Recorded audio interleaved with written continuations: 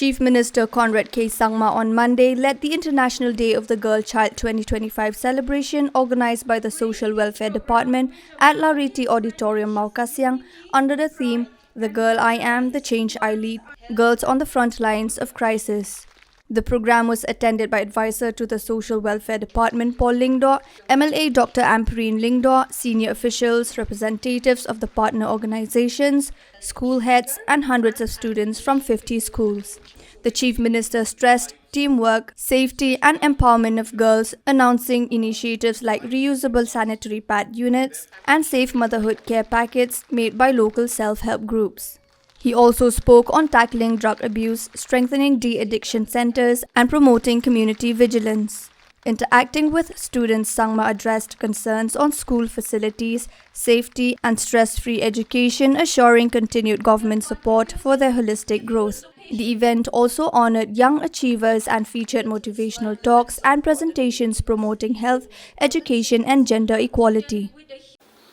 Last time I was with this Shubham group, and they're a not-for-profit organization that works in different social welfare sectors.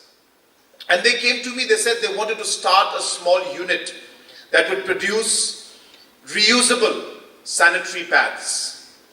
And they requested for about 5 or 10 lakh rupees, I can't remember, from my Chief Minister's Special Development Fund, and I was happy to sanction it, and I immediately sanctioned the money. And it was with that money, if you saw, that they opened up that unit in Kanashnong area.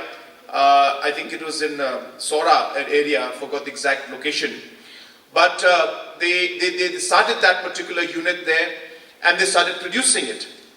And then they came up to me on that day and told me that, "Sir, we are now producing these reusable sanitary pads, but then we need support to get them across to the villages."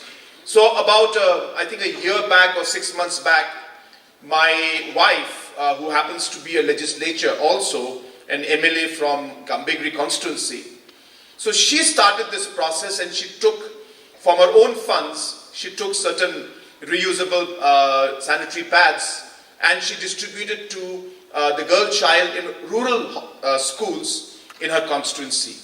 And the response that I got from them was that it was a huge success.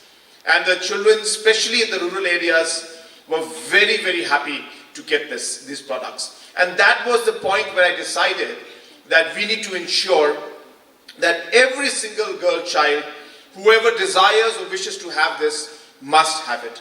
And therefore, what we're starting today is a process that's going to take us a few months to complete.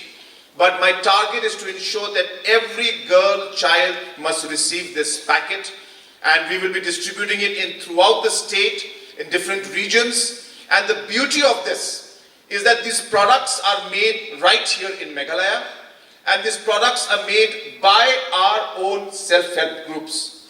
So therefore, it's a win-win situation where the economic benefit of these productions that are taking place goes to our self-help groups, and we buy products from them.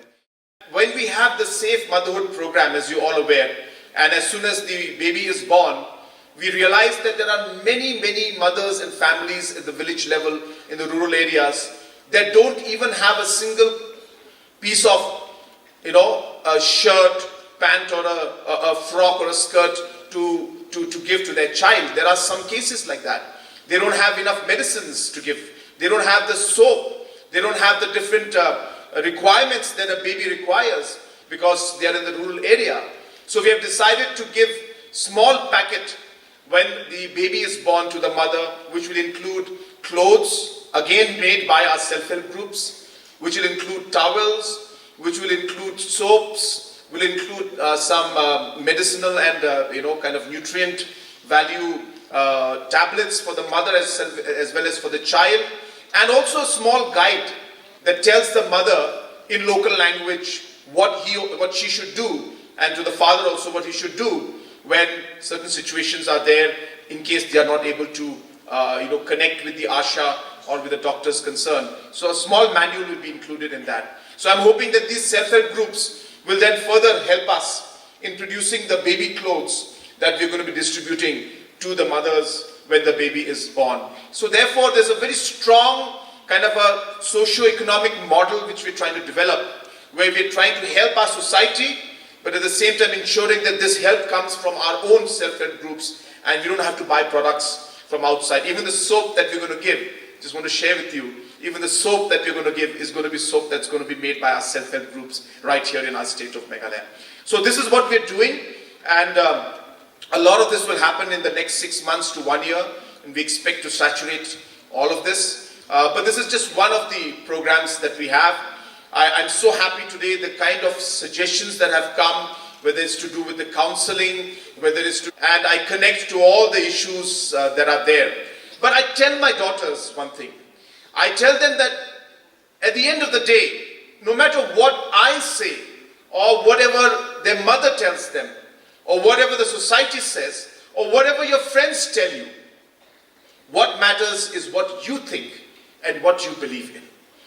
And I always encourage my daughters to have an independent mind. That does not mean that they fight with me all the time, but they must have their views. They must have the courage. They must have the confidence to always know that what they are thinking also is right. And of course discuss, and if they're wrong, then have the decency to accept that they were wrong and change themselves. And I think this process of growing and becoming an adult is going to be a very, very crucial journey for all of you. I want to tell you, if any person comes and tries to undermine you, please don't accept it. If anybody comes and tries to make fun of you, stand firm and don't give in. If any of your friends and peers pressurize you to do something that you think is not correct, never do it. Never do it. Don't even think that, okay, I will just sit there and I will just watch, but I won't do it. Don't. If you think that what is happening is wrong, leave the room. If you think that what your friend is doing and saying to you, which is going against your belief, against what your parents have taught you, what your elders have taught you, and what your conscience tells you, turn away immediately.